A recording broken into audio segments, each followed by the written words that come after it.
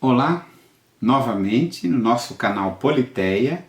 Nós estamos aqui deixando a nossa mensagem para o mês de outubro, que começa hoje, um mês novo, um mês diferente. Eu espero que nesse mês a gente consiga superar as condições todas impostas pelo isolamento social em decorrência da Covid-19 e que o mês de outubro seja um mês de superação, de cuidado, de realizações.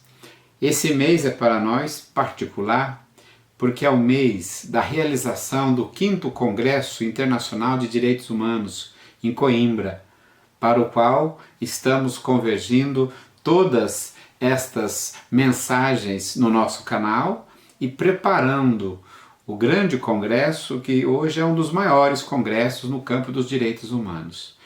As chamadas tratativas já estão feitas, agora nós já estamos preparando a viagem para estar lá e preparar a parte presencial, pois a maioria ou a totalidade dos simpósios vai ser encaminhada através das mediações digitais.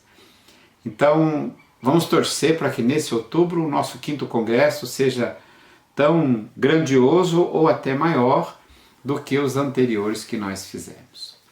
Eu vou destacar algumas personagens que eu gosto do cancioneiro português, da literatura e até da política portuguesa. Vocês vão estranhar alguma coisa.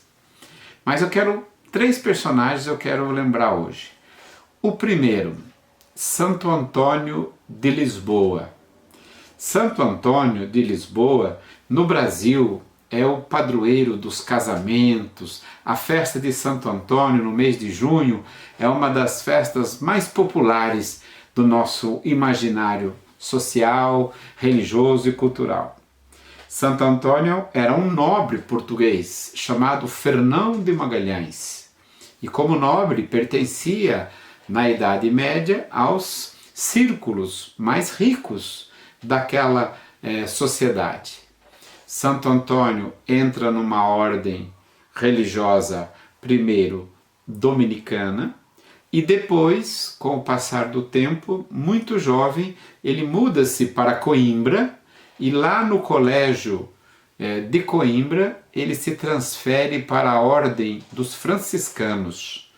Então, Santo Antônio, embora tenha atuado numa primeira grande ordem religiosa, ele ficou conhecido pelo mundo todo como alguém que seguiu os passos de São Francisco de Assis.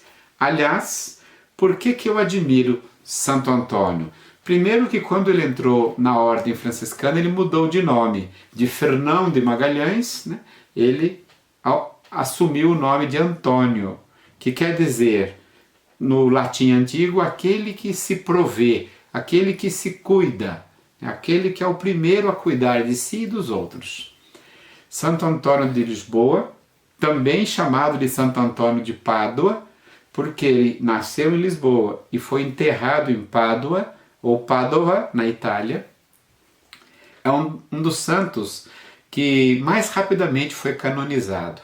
Ele morreu num ano, junho, e já no começo do outro ano já era santo. Por quê? Porque além de ser alguém teologicamente avançado, Santo Antônio era um exímio orador, fazia discursos e falava de tal maneira que impressionava o seu tempo e a igreja da época. Santo Antônio, além disso, tinha uma outra coisa que a gente precisa aqui lembrar. Santo Antônio, pela sua grandeza intelectual e moral, pela forma com que ele encarnava o ideal franciscano, ele foi confessor de São Francisco de Assis. Nós todos no mundo amamos a figura de São Francisco de Assis. O próprio Papa Jorge Bergoglio, o argentino, ao assumir o papado, que era jesuíta, ao invés de assumir um santo jesuíta, Santo Inácio de Loyola, assumiu o nome de Francisco. Acho que ele quis dar um sinal de que a igreja precisa mais de franciscos, de gente como ele, que chamava o sol de irmão, os animais de irmãos, a água de irmã. São Francisco a tudo chamava irmão e filhos do mesmo pai. Ele chamou a morte de irmã. Essa parte eu estou pulando. Eu acho que respeito São Francisco, mas a morte não é minha irmã. Bom, voltando aí ao nosso tema do Politeia, o primeiro é exatamente Santo Antônio de Lisboa. A casa onde ele morava, no sopé da Sé Velha, em Lisboa, é um lugar de visitação. Muitos, 3 papas que já visitaram Portugal estiveram lá. O último, João Paulo II. Tem lá o lugar onde ele rezou e lembrou a memória de Santo Antônio. Quem fizer a viagem conosco, nós vamos buscar mostrar, e quem não fizer, estando em Lisboa, nós mandaremos um vídeo para que você acompanhe o lugar de nascimento de Santo Antônio de Lisboa. A segunda personagem que eu admiro se chama Sebastião José de Carvalho. Pelo nome, não é nome de jogador, muita gente não vai saber quem é. Era o Marquês de Pombal. O Marquês de Pombal, nascido numa pequena cidade chamada Pombal, que nós, se pudermos, passaremos e mandaremos um vídeo. O Marquês de Pombal estudou em Paris. Era um fidalgo de famílias não ricas, de famílias estamentais médias, e que estudou e compreendeu tudo o que acontecia na França, as ideias avançadas, liberais, a liberdade, todo o processo pré-revolucionário francês. Estava ali o Sebastião José de Carvalho. Ao voltar a Portugal e ver o pequeno Estado português falido economicamente, a realeza, a monarquia gastando dinheiro que não tinha para fazer castelos, para fazer conventos, para fazer igrejas, o Sebastião José de Carvalho é chamado por Dom José I para fazer um plano de austeridade e recuperar a economia portuguesa. Aí sim, o Marquês de Pombal diz uma coisa ao rei Dom José: eu farei esse plano, mas é preciso primeiro tirar os jesuítas do controle que tem da Casa Real. Aí Dom José ficou assustado, porque os jesuítas tinham muito poder, mas como a crise econômica agudizava, o Marquês de Pombal conseguiu. Fez um decreto da expulsão dos jesuítas do Reino de Portugal. Saíram até do Brasil. E aí, praticamente, a influência dos jesuítas em Portugal travou pelo espírito iluminista, racionalista de Sebastião José de Carvalho, o Marquês de Pombal.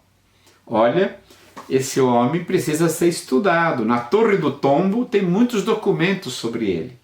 Eu queria que vocês procurassem, porque ele tributou a riqueza, fez uma lei proibindo as pessoas de mostrar ostensivamente riqueza. Quem mostrava muita riqueza, ele mandava tributar.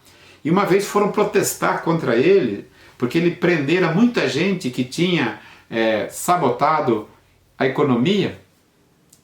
As mulheres foram lá e alguns outros parentes, ele recolheu todo mundo numa cadeia, depois liberou, mas era um homem que governava com pulso forte. Daí o seu nome ser o Marquês de Pombal, o déspota esclarecido. Por que déspota? Porque ele governou com toda a força do poder, mas ele tinha uma visão modernizadora. Ele achava que Portugal tinha que avançar pela ciência, pelo conhecimento. Tanto é que foi o Marquês de Pombal que praticamente criou a educação como uma, digamos, dimensão do Estado. Depois que os jesuítas foram embora, o Estado português assume a educação, lá em Portugal e aqui no Brasil. Daí que podemos dizer que a educação pública, ou estatal pelo menos, começa com o Marquês de Pombal. Então o Marquês de Pombal é uma pessoa que eu vou tentar que a gente pense e conheça um pouco mais a sua história. E o último personagem é o nosso Dom Pedro I, que português, veio com seu pai Dom João VI para cá, E aqui, né, há muitas histórias lendárias e outras um tanto verdadeiras de que ele era mais afeito às conquistas amorosas do que às conquistas efetivamente políticas e institucionais.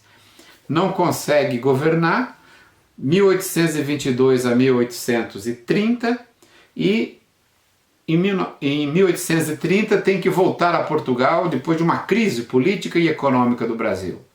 Mas pasmem, ao voltar a Portugal, ele disputa o trono, porque ele era ainda o sucessor do trono, né? Lá em Portugal, um primo dele, desculpe-me, um irmão mais novo dele, chamado Miguel, Dom Miguel, queria assumir o trono. E aí Dom Pedro I do Brasil se transforma em Dom Pedro IV de Portugal, porque ele briga com Dom Miguel. Daí a expressão portuguesa, quis dar uma de Miguel. Dá uma de Miguel porque não havendo ninguém entrou no trono, né?